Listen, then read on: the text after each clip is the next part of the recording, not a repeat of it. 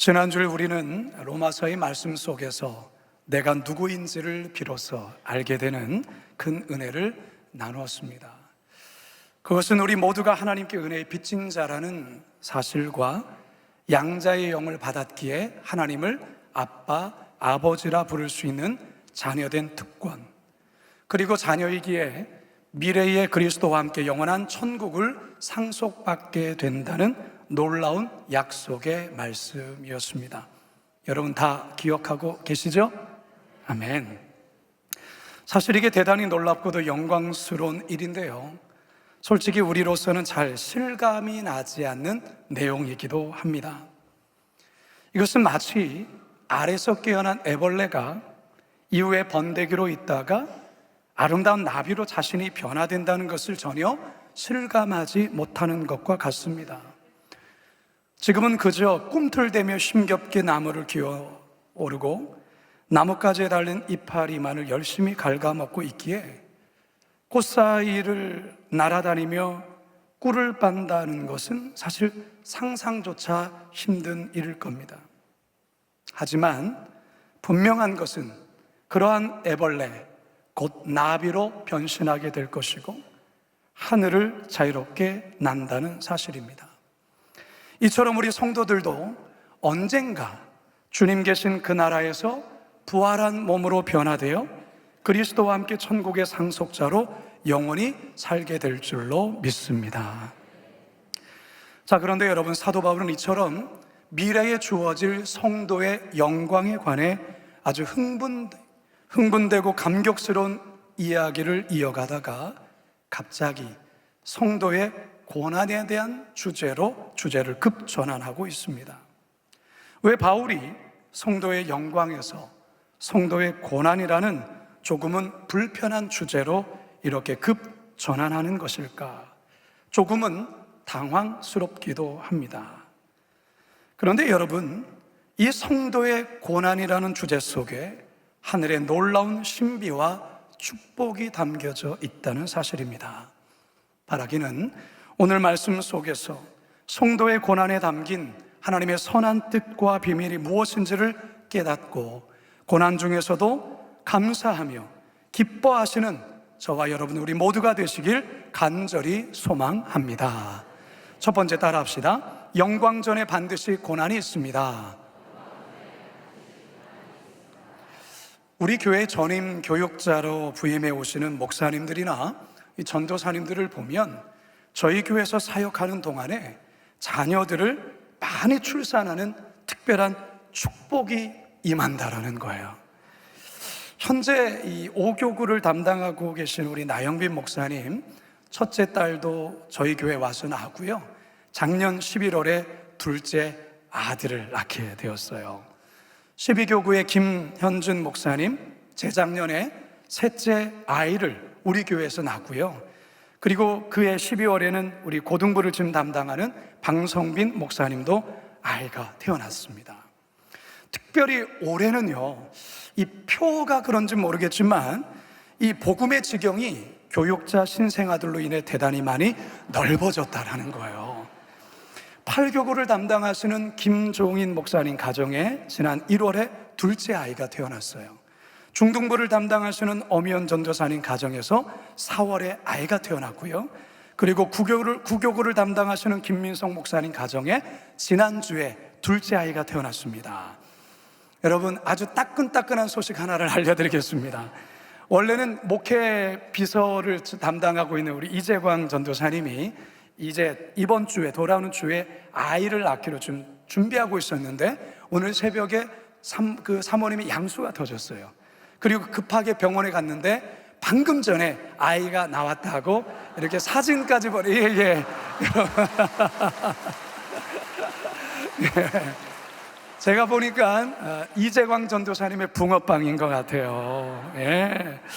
얼마나 감사한지요. 예. 좀 전에 제가 엄희연 전도사님 이 아이가 낳았다고 했잖아요. 근데 또 저한테 얘기해요. 목사님, 제가 둘째 아이를 또 갖게 됐습니다라고 전해주셨고요, 4교구를 담당하시는 박정민 목사님 지난 주간에 둘째 아이를 또 임신하게 되었다고 이런 소식을 전해주니 복음의 지경이 너무 넓어지는 것 같아서 너무 감사한데요. 우리 교육자들 가정도 한번 좀 박수로 한번 격려해 주시죠. 네, 감사합니다.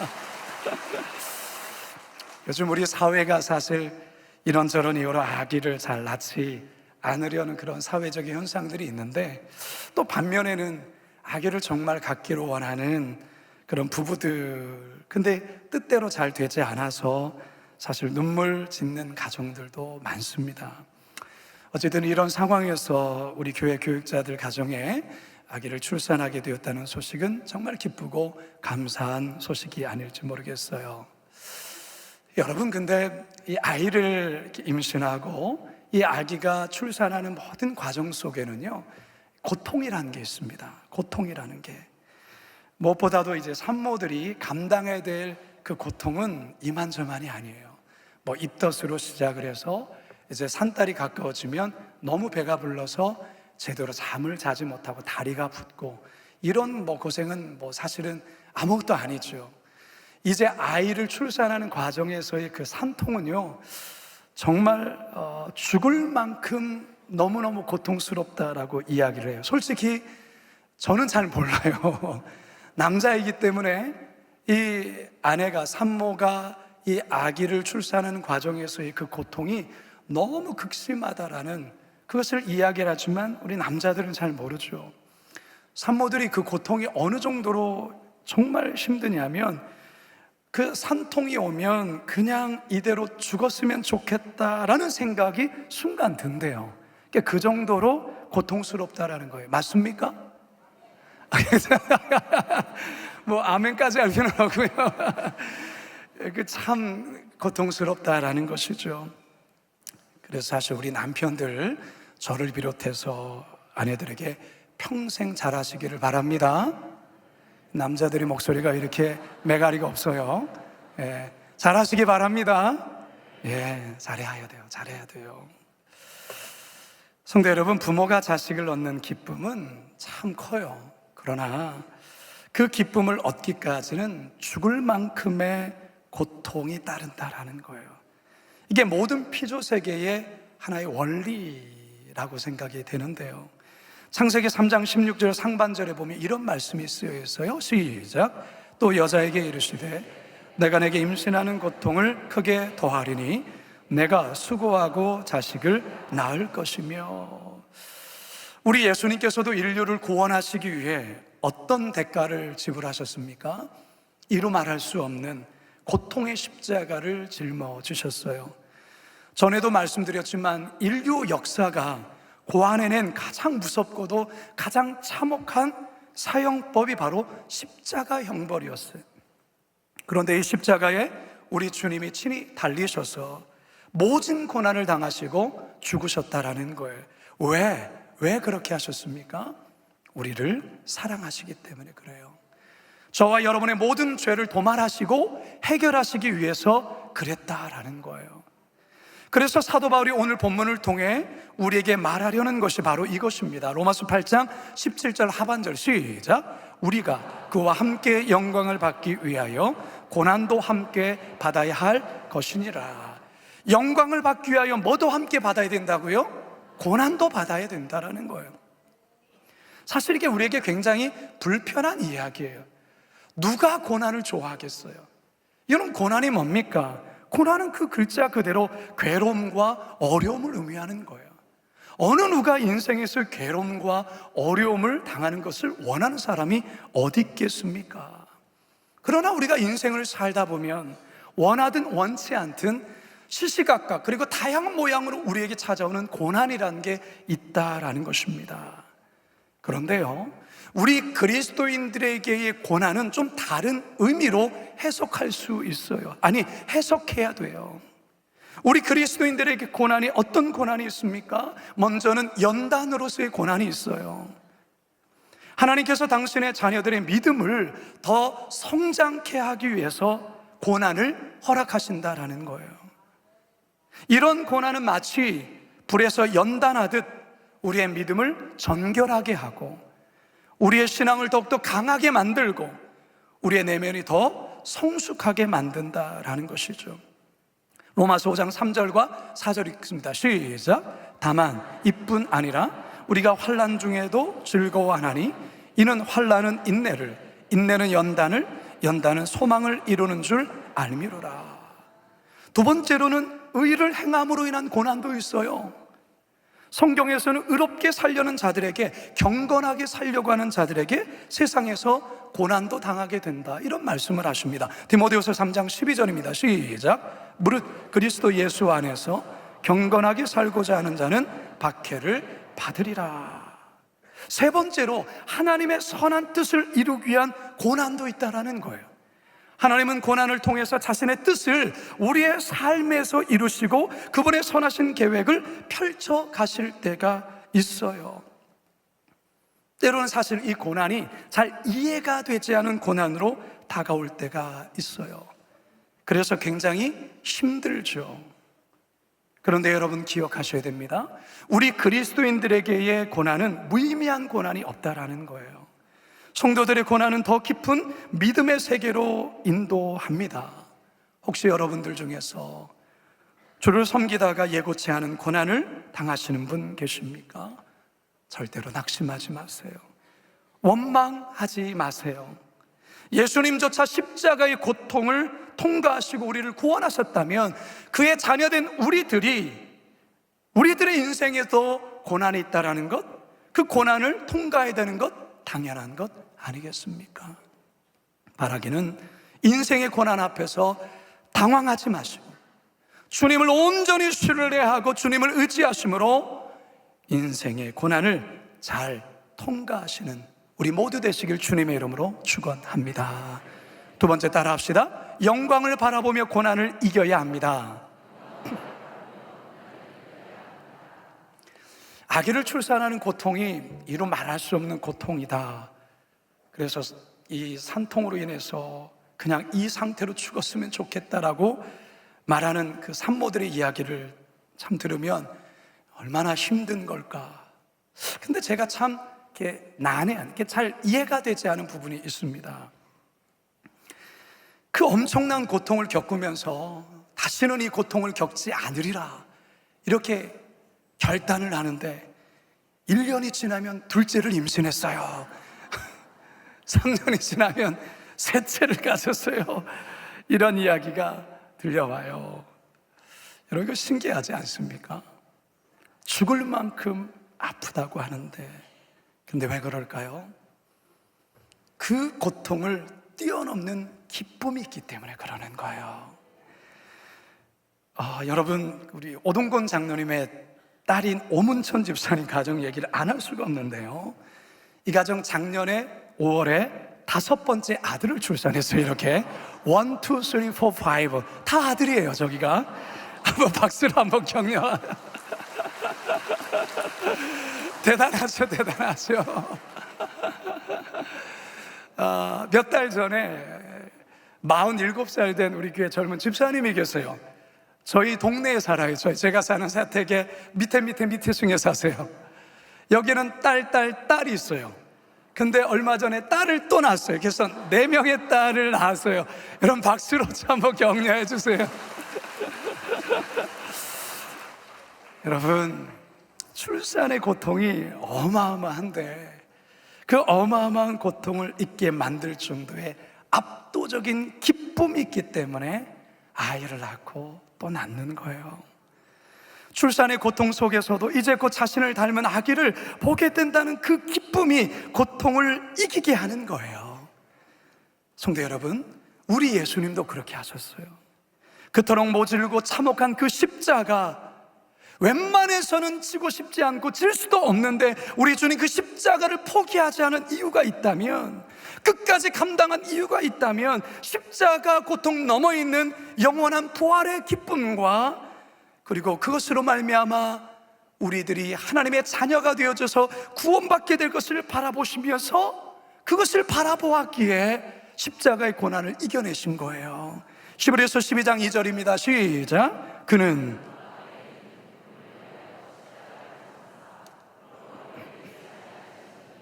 하나님 보좌 우편에 앉으셨느니라. 오늘 본문에서 사도 바울도 이러한 고백을 계속 이어서 하죠. 18절입니다. 시작. 생각하건대 현재의 고난은 장차 우리에게 나타날 영광과 비교할 수 없도다. 바로 여기 있는 거예요. 지금의 고난이 극심하고 사실 힘들어요. 그러나 이 고난은 앞으로 우리에게 나타날 영광과는 비교가 되지 않는다라는 거예요.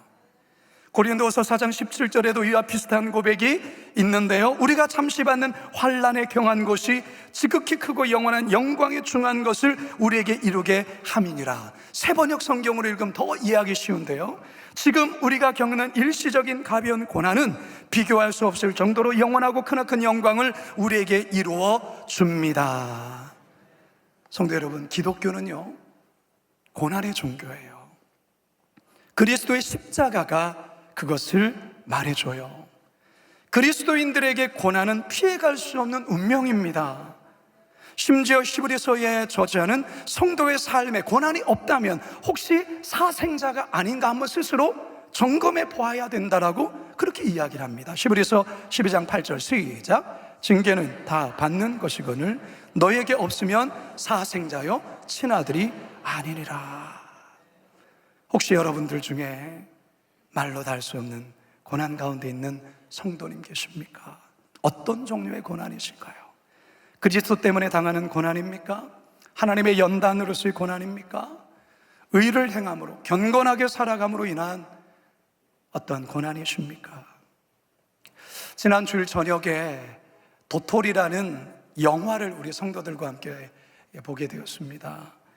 이 영화는 탈북민들이 자유를 위해서 탈북하는 과정에서 겪게 되는 이루 말할 수 없는 고난을 그냥 있는 그대로 보여주는 영화예요. 사실 이 영화에 출연한 대부분의 사람들은 전문 배우가 아닙니다.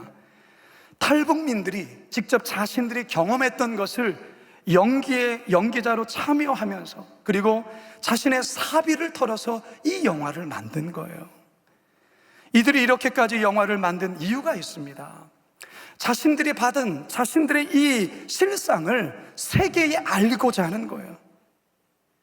영화 상영하기 전에 이제 그 감독님과 그리고 몇몇 배우들이 목양실에 찾아왔어요. 이런저런 대화를 하는 중에 이 탈북민 우리 그 배우 한 분이 자신의 손과 이렇게 팔목 이것저것을 보여주는데 이제 다시 붙잡혀서 탈북했다가 붙잡혀서 그렇게 이제 고문을 당한 그런 흔적들을 이렇게 여전히 흉터로 남아있는 것을 보여주는데 너무 가슴이 아프더라고요.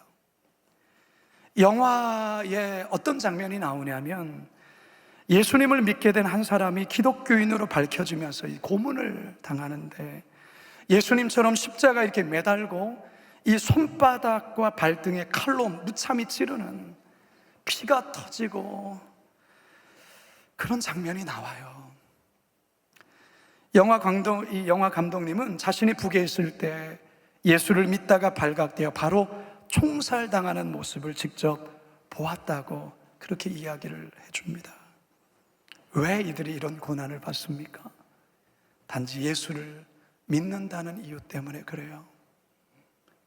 사도 바울이 이 로마서를 쓸 당시에 로마 사회에서 예수를 믿는다고 고문하거나 죽이거나 그렇게 하지 않았어요. 하지만 이 로마서가 쓰여지고 약 10년이 지난 후에 네로 황제의 기독교 박해가 본격적으로 시작되면서 약 250년간 10명의 황제들이 돌아가면서 기독교를 어마어마하게 박해를 했어요.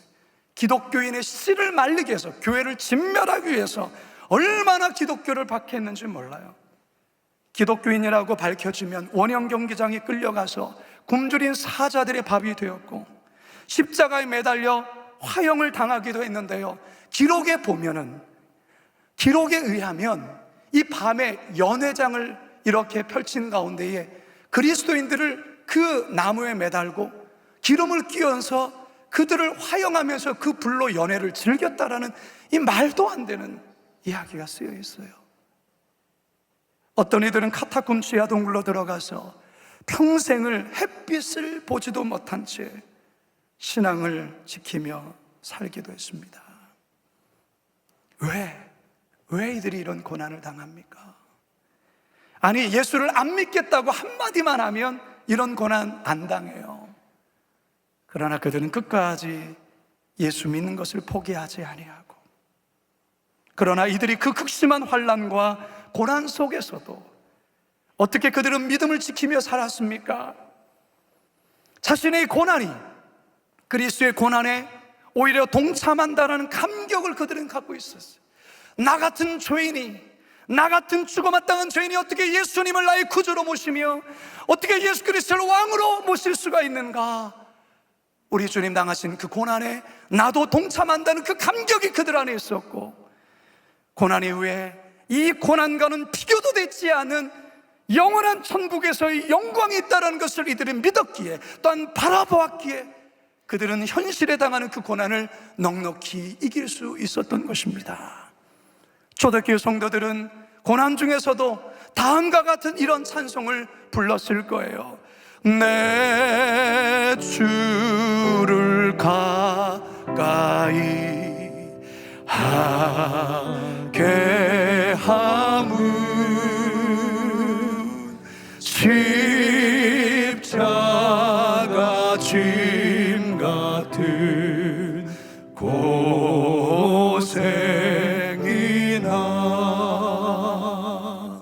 내 일생 소원은 늘 찬송하면서 주께로 나가길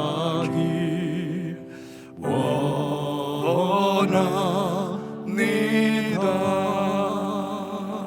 사랑하는 성도 여러분, 그리스도인으로 살아가면서도 나의 인생에 전혀 고난이 없다, 나는 늘 편안하다, 여러분 이것을 축복으로만 이해하면 안 되는 거예요.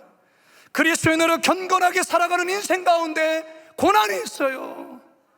그리스도인의 고난은 그만큼 가치가 있다는 것입니다. 왜요? 현재의 고난 앞으로 우리에게 주어질 영광과 결코 비교할 수 없기 때문에, 우리 주님께서 우리가 이 땅 가운데에서 그리스도를 섬기며 따르면서 겪는 이 고난을 귀하게 보시기 때문에 그래요. 사랑하는 성도 여러분, 말하기는 고난 넘어 있는 영원한 소망, 영원한 천국을 바라보시면서 고난 중에서도 주님을 찬양하며 감사하며 나가시는 그런 승리의 삶을 사시는 우리 모두가 되기를 주님의 이름으로 축원합니다. 마지막 세 번째 따라 합시다. 성도의 고난에는 놀라운 축복이 있습니다. 여러분은 진주를 좋아하십니까? 없어서 아쉽죠.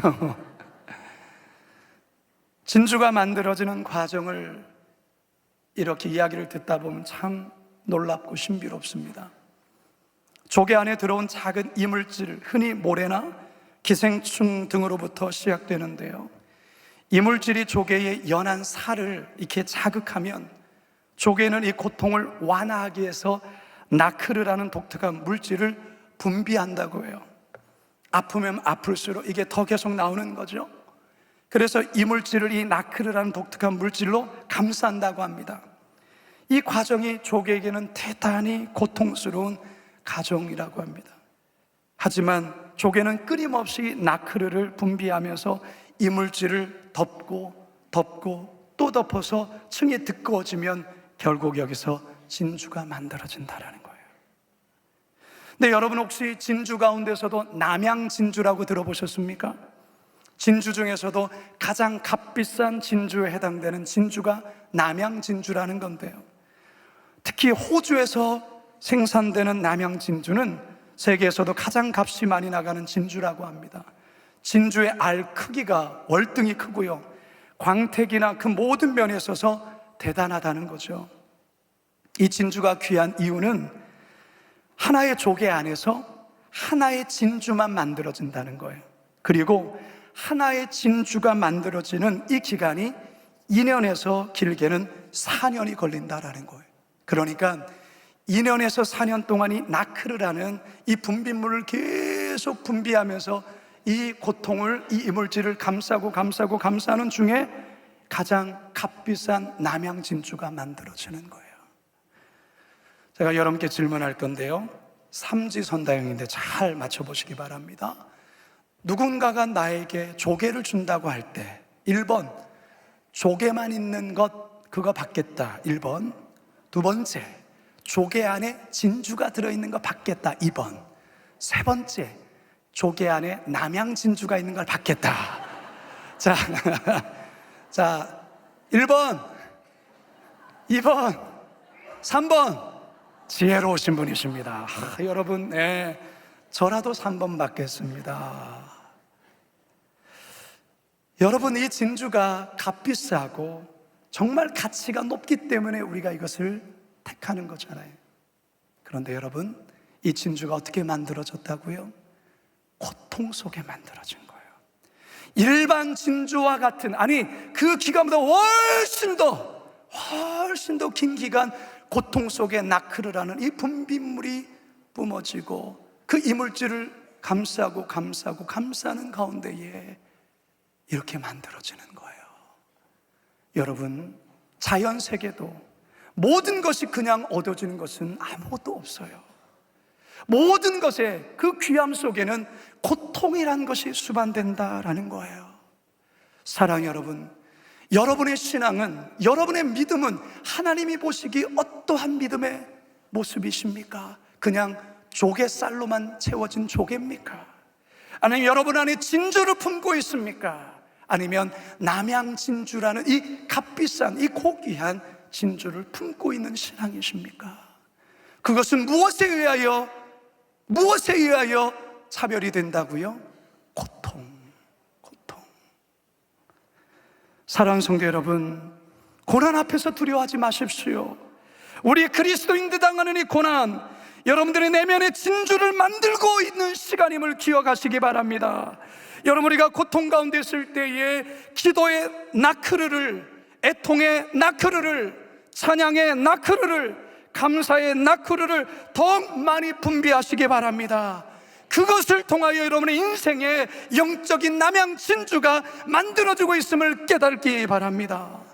우리가 성경을 보아도 인생에서 하나님 앞에 귀하게 쓰임받았던 사람들의 그 삶의 내용 속에는 고난이 있었어요. 우리가 다윗을 존경하고 모세를 존경하고 요셉을 존경하지만 그들의 삶 속에는 극심한 인생의 고난이 있었다, 그 말이에요. 오늘 이 사도 바울, 오늘 이 로마서를 쓰고 있는 사도 바울 역시도 인생에서 영적 나크르를 많이 오랫동안 분비한 자가 아니겠습니까? 심지어 예수님도 그렇습니다. 고난 앞에서 영적 나크르를 오랫동안 쏟아내며 영적 남양 진주를 만들었기에 그 시대 가운데 하나님 앞에 귀하게 쓰임받았던 사람들이라는 것입니다.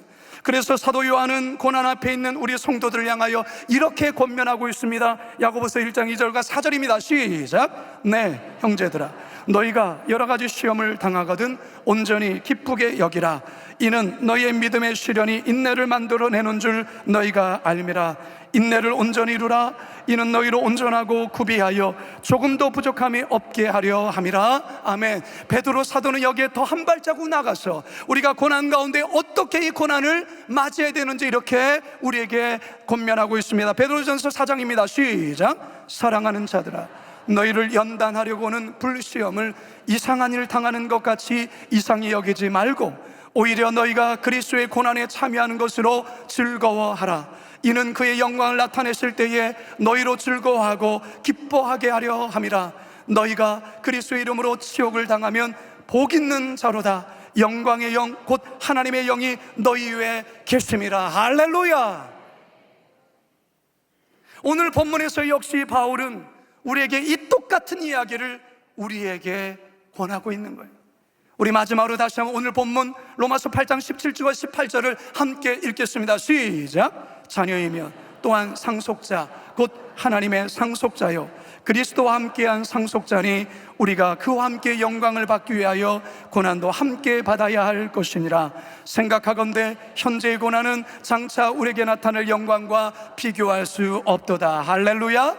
이제 저는 말씀을 마치려 합니다. 오늘 설교의 제목이 뭐죠?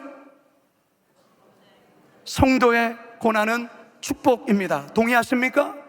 정말이십니까? 성경은 결코 고난 자체를 축복이라 말하는 건 아니에요. 고난 자체를 즐기라고 말하는 건 아니에요. 고난은 고통이요, 아픔이에요. 이스라엘 백성들에게 광야 자체가 축복은 아니었어요. 광야는 고통이요, 아픔이었습니다. 하지만 그 광야를 통해서 살아계신 하나님을 만나고 내 안에 있는 욕심과 내 안에 있는 교만과 내 안에 있는 불신들을 다 씻겨내리고 오직 주님만을 바라보며 믿음으로 나아갈 때 그 광야가 축복이 되었다라는 거예요. 우리가 고난을 당할 때에 하나님께 더욱더 매달리고 하나님을 더욱더 신뢰하고 내 안에 있는 교만과 죄성을 하나님께 회개하며 나아갈 때에 그 고난은 비로소 축복이 되는 것입니다.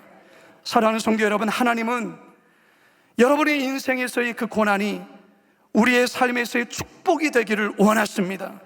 따라서 고난 앞에 당황하지 마십시오. 불평하지 마세요. 두려워하지 마세요. 그리고 고난 뒤에 있을 영광을 바라보세요. 그래서 결국 이 고난이 나에게 축복이었다라고 여러분 각자가, 여러분 모두가 간증하고 고백하실 수 있기를 주님의 이름으로 축원합니다. 축원합니다. 축원합니다. 우리 말씀을 기억하면서 우리 찬양 같이 찬양합니다. 왜 나만 겪는 고난이냐고 불평하지 마세요. 고난의 뒤편에, 고난의 뒤편에 있는 주님이 주실 축복 미리 보면서 감사하세요. 너무 견디기 힘든, 조금만 빨리 할게요. 힘든 지금 이 순간에도 주님이 일하고 계시잖아요. 남들 지쳐 앉아있을지라도 당신만은 일어서세요. 힘을 내세요. 힘을 내세요. 힘을 내세요. 주님이 손잡고 계시잖아요. 주님이 나와 함께함을 믿는다면 어떤 역경도 이길 수 있잖아요. 우리 자원분들에게 격려하면서 힘을 내세요. 우리 자원분들에게 좀 격려합시다. 우리 옆 사람에게 좀 격려합시다. 자리에서 다 일어나시기 바랍니다. 일어나셔서 주님이 나와 함께함을 믿는다. 어떤 고난도 견딜. 한 번 더 자신을 축복하면서 힘을 내세요. 힘을 내세요. 주님이 손잡고 계시잖아요. 주님이 나와 함께함을 믿는다면 어떤 고난도 견딜 수 있잖아요. 기도합시다. 사랑의 하나님, 인생을 살면서 원치 않지만 너무나도 뜻하지 않은 고난이 우리의 삶에 다가옵니다. 주님, 그럴 때 두렵습니다. 당황스럽습니다. 겁이 납니다. 하나님, 오늘 말씀을 통하여 다시 한번 오늘의 말씀을 통하여서 주님께서 나와 함께 하신다라는 것, 우리 그리스도인의 고난은 연단을 위한 고난이요 하나님의 선한 뜻을 이루기 위한 연단임을 깨달아 고난 앞에서 절대로 주저앉지 않고 원망하거나 불평하지 아니하고 신실하신 주님 바라보면서 현재의 고난이 장차 우리에게 나타날 영광과 좋게 비교할 수 없다는 것을 깨달으며 결국 성도의 고난은 축복이라는 것을 우리 성도들이 간증하고 고백하는 인생 되게 하여 주시옵소서. 감사드리오며 예수님의 이름으로 기도드립니다.